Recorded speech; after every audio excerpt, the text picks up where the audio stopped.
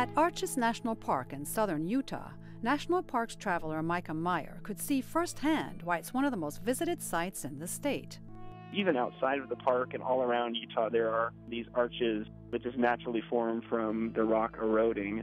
But in Arches National Park are some of the most magnificent, either really large or there's two or three all clustered together, or there's a double arch where you can see through two arches at once. And then, of course, this delicate arch. Delicate Arch, considered by many as the most famous natural stone arch in the world.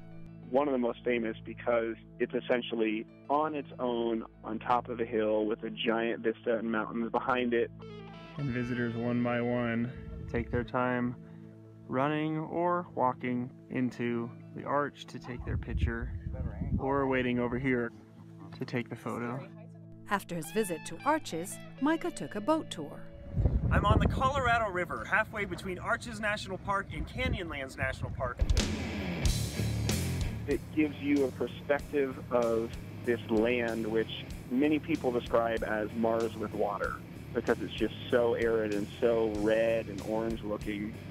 It's just this really cool juxtaposition, not only of views, but of the wildlife that survives in the desert.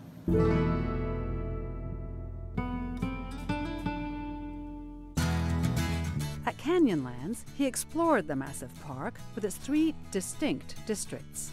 One is called Needles, one is called Island in the Sky, and the other is called the Maze. The Needles district is just a bunch of random hoodoos, which are these giant rock structures that kind of look like giant fingers sticking out of the earth. But for Mikah, what came next was the real highlight. Made it to the Island in the Sky portion of Canyonlands National Park just in time for sunset. This is where you're able to drive along a scenic road that takes you along all these incredible overlooks that give you expansive views of the canyon, of the rivers, and it's a wow moment. It's the take your breath away, audibly say wow moment. From Canyonlands, it was on to Capitol Reef National Park. It's kind of a mix of all the other parks. You have some stunning cliffs, some canyon views, just kind of a nice blend of all the other Mighty Five parks. In the coming days, Mikah plans to visit the other two of the Mighty Five parks, Bryce Canyon and Zion National Parks. Julie Taboh, VOA News, Washington.